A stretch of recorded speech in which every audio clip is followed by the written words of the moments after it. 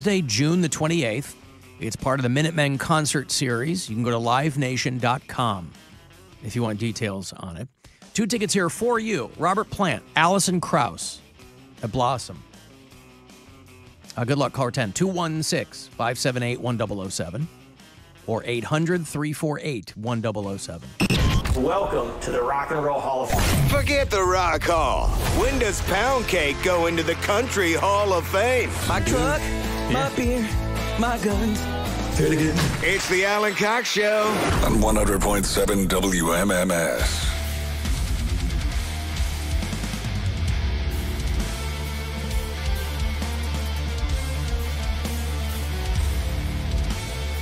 I've got another $1,000 for you to win in just a few minutes here. 4 or 5 minutes away from next shot to go fund yourself. Listen for those keywords. Cavaliers are off tonight, so you'll get the full Corey Roddick experience after 6:30. He will have a couple of chances for you to win some of that money, too. Cavs get a big win over the Pistons here at home last night. 113-85 was the final. They will play somebody. Chicago on Saturday. Chicago on Saturday, but tomorrow night they play the Pelicans. Okay. In New Orleans tomorrow night. That's a 10 o'clock tip-off, so 9:30 is your pregame. And then Bulls are in town. 8 o'clock tip at the Romo Fijo on Saturday night. Next week here on the show, I got a whole bunch of shows to put you at. Ministry is doing a headlining run that'll bring them to the Agora in May. If we're going to go see Clutch, they're doing Nautica in May. Incarceration, Music and Tattoo Festival. You get the weekend passes for that next week. Out in Mansfield, they do that. Slipknot and Pantera, Limp Bizkit, Megadeth and Volbeat and Lamb of God, In This Moment, many, many more. And then I'll put you at the Disturbed show, too. They announced a run this summer. They're going to do end of August at Blossom. So we're out on Monday, but Tuesday, Wednesday, Thursday, Friday next week, I'll have all of these shows for you. So a little something for everybody, if you're paying close attention. Hey, Darren, hello. Hey, Alan, what's going on? How are you?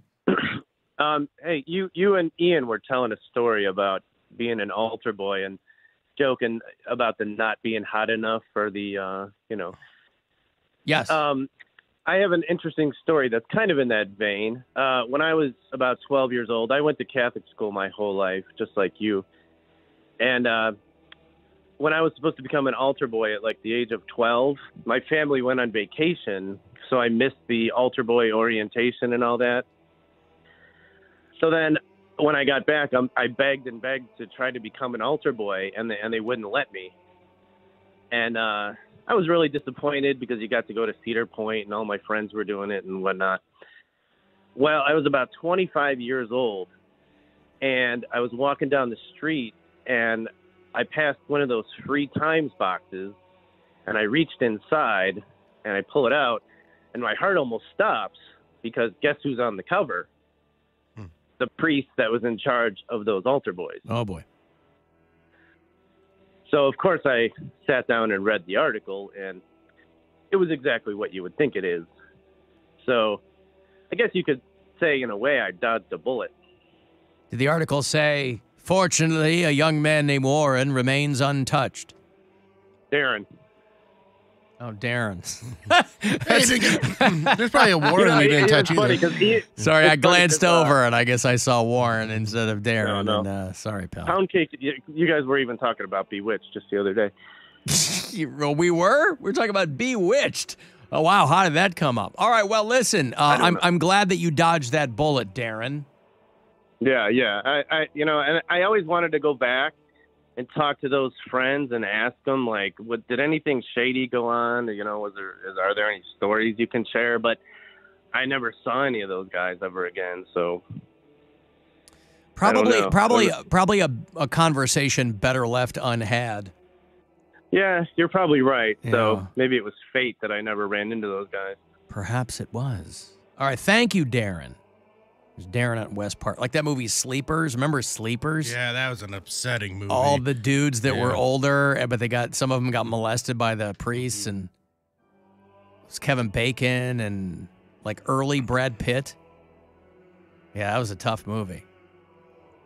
4 teenage friends from Hell's Kitchen are sent to reform school. Oh, yeah, they got... that one in Mystic River, like, oof. Sleepers was they got molested in prison, right? Not Catholic church? Was that... Yeah, it was like a Mystic reform River. school or something There like you that. go. A detention center where they're brutalized. Hey, I got money for you. As promised, it's $1,000 here for you to go fund yourself. So listen closely and good luck.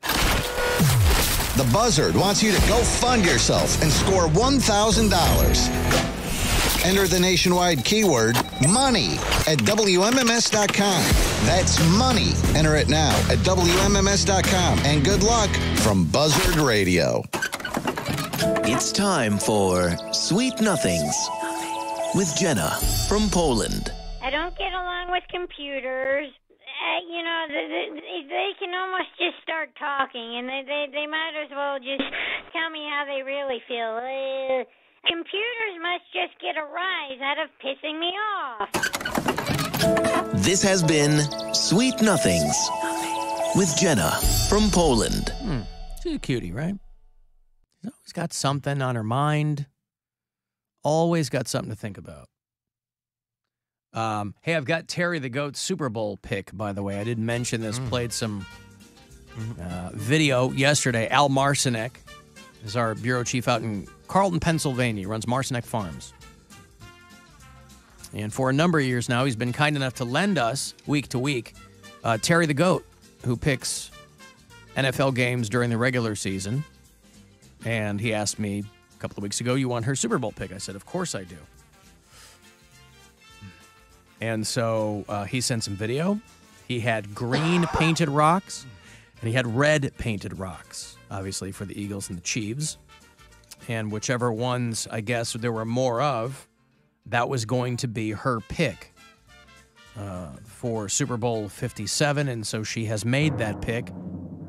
And Terri the Goat, for those of you, because I said yesterday, I will bet, according to what her pick is over there on FanDuel, Terri the Goat is choosing the Kansas City Chiefs over the Philadelphia Eagles. So go and do likewise, gents. I mean, if you're going to take her at her, I was going to say word, but she doesn't really, you know. So you're going to bet the straight money line? I'm going to bet, I'm going to set myself up with a parlay. Okay. How much are you going to bet? $5,000. I'm going to set myself up with a parlay. Mere pittance to you. Mere pittance to me. But I'll set it up. No risk, no reward, right? Right. According to this year's Madden simulation, by the way, the Eagles win the Super Bowl. So I guess it depends on if you want to how accurate is that year to year? Like what's... They've predicted the winner of the Super Bowl for 13 of the past 19 years. Okay. That's pretty impressive. 2015 Super Bowl, Madden predicted the exact score. Oh, wow. You can set up that bet if you like. Some people like to get really, really specific about it. And into the end zone.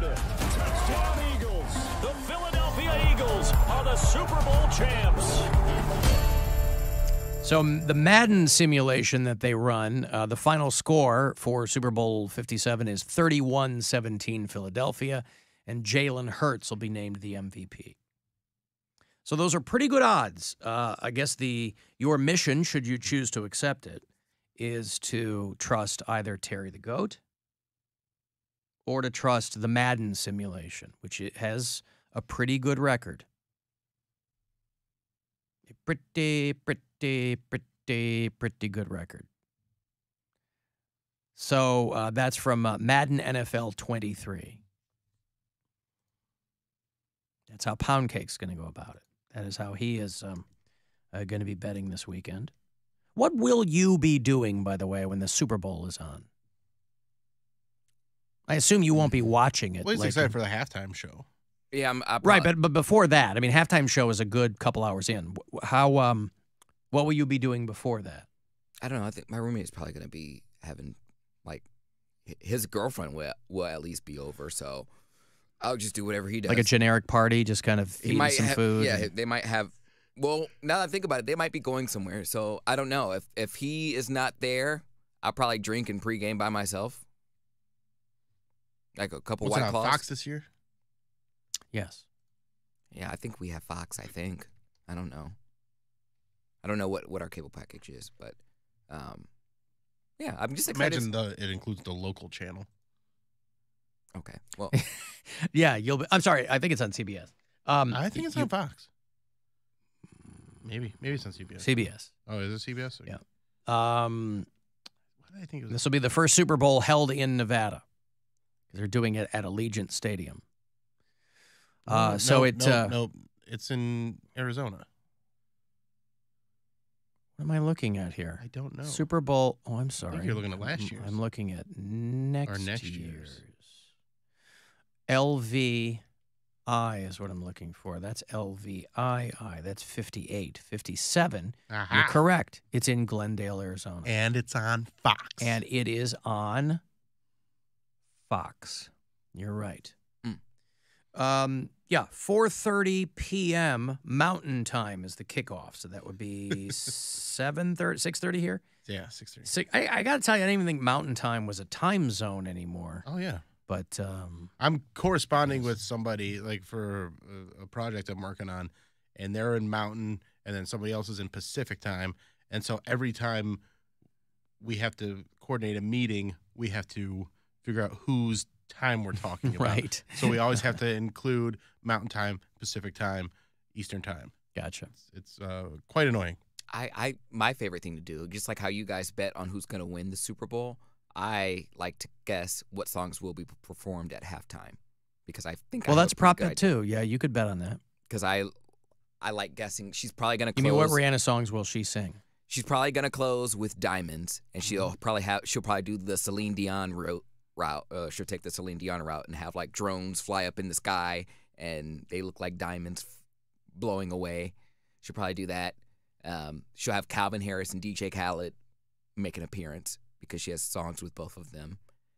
And she has to do This Is What You Came For because that's like one of her biggest hits. Rihanna says she is so focused on the Super Bowl halftime show that she forgot her birthday. This is the first live performance she's done in 6 years. Ooh, she needs to work on those vocals, girlfriend. I love Rihanna, but she was when she did her last concert tour, it was not the best concert tour.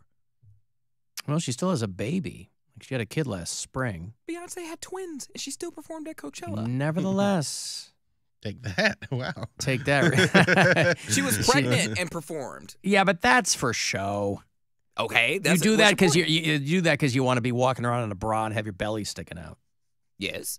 Well, right, but it's not like she was leaping from the. I mean, you can get up there and stand. I mean, I'm sure she wasn't doing all of her moves when she was 9 months pregnant. Sorry, no sympathy from me. Britney Spears had twins, and she was walking around here with postpartum and hitting people with umbrellas, and people still vilify. So that's the line in your mind. But I'm just saying, if Britney could take it.